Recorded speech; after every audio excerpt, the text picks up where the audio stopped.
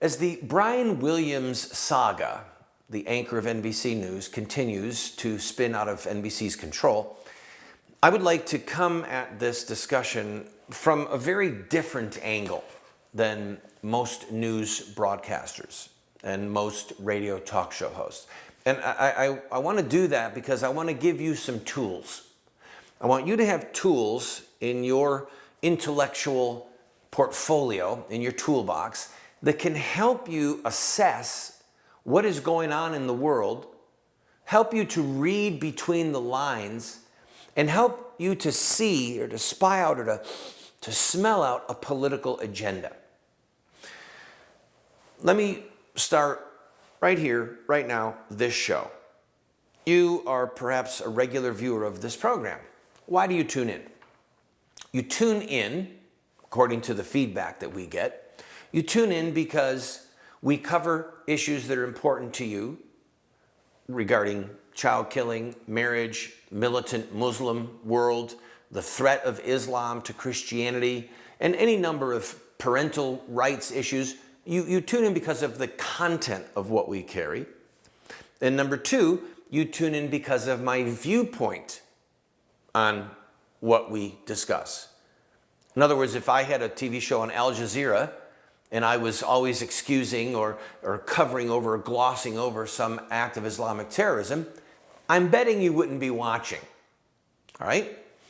Now, this filter that you have, and it's one that I own, is a part of what makes you watch the news, whatever broadcast you watch. So let's say that you turn to Fox TV for your news, or CNN, or CNBC, or MSNBC. You recognize that each of these news outlets has a very different political slant.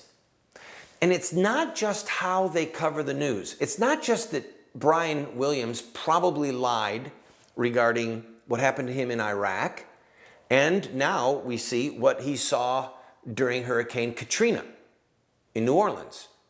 I mean, the reason he's not on the air right now is because there is an implosion going on regarding his credibility as a journalist, okay? But there's something that's even deeper here, and I want to give you an insane illustration. Just an insane illustration to prove my point.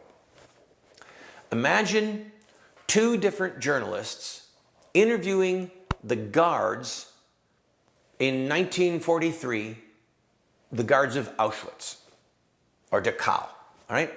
One is a German journalist, and one is an English or American journalist, okay? How do you think that those journalists would cover what they saw in a concentration camp?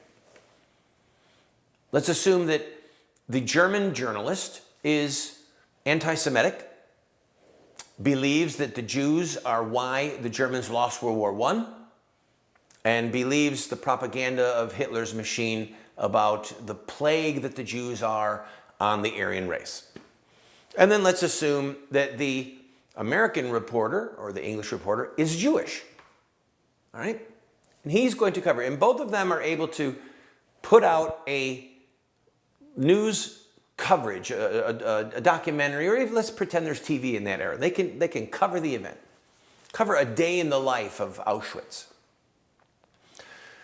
Well, the German reporter's story is going to look a lot different than the American reporters because of their ethical differences, because of what they view to be important, because of what they view to be the truth.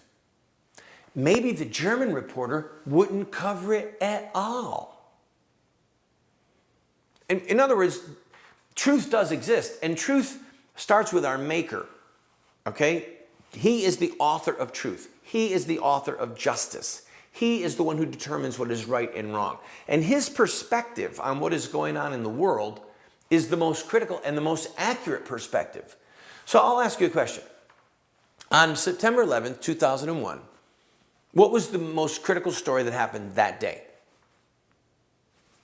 It was the death of 3,000 people, give or take a few at the Twin Towers, at the Pentagon, on the airlines, right?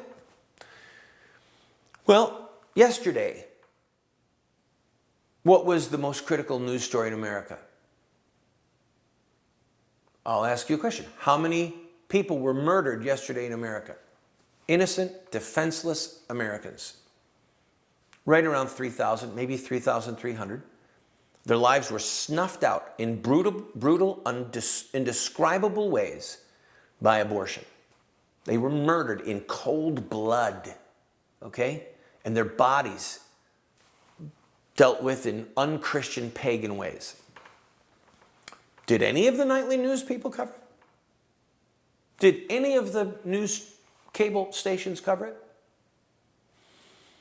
No. Why? Because they don't believe it's important. They don't believe it's news. So the two things that you have to always keep in your mind when you're watching Brian Williams or any of the nightly news or this show is, number one, what are they reporting and what are they ignoring? What are they just not talking about? And then number two, when they do talk about it, what's the vocabulary that they use? What political position are they weaving in between the lines? Do the reporters call a woman's right to choose is being debated again at the Supreme Court? Or do they say the right of a baby to not be murdered is being debated at the Supreme Court? Same debate, right? Just very different words because of a different agenda. I admit I have an agenda. I do this program because I have an agenda. It is the pursuit of righteousness and justice and truth as defined by our Maker. I'm willing to own that I have an agenda. I am a journalist of sorts. I'm more of a commentator, but sometimes I get interviews with people. Sometimes I get to be right there when news is being made. But when I discuss that news, I openly admit that I have an agenda. And that's the difference between me and other journalists and commentators and the people like Brian Williams who hide behind the charade that they're above all of that, that they have no agenda. Their agenda is only to bring you the news. Baloney. Every human being decides what is important, what is not important, and then when they analyze and bring you the news, they decide what to leave in and what to leave out. The day that Brian Williams covers the abortion holocaust in America and shows aborted babies on television, that's the day you know that he is a journalist with integrity. Until then, of course he's been lying. His whole journalistic career at one level or another is based upon lies. I'll be right back. Hope that helps you.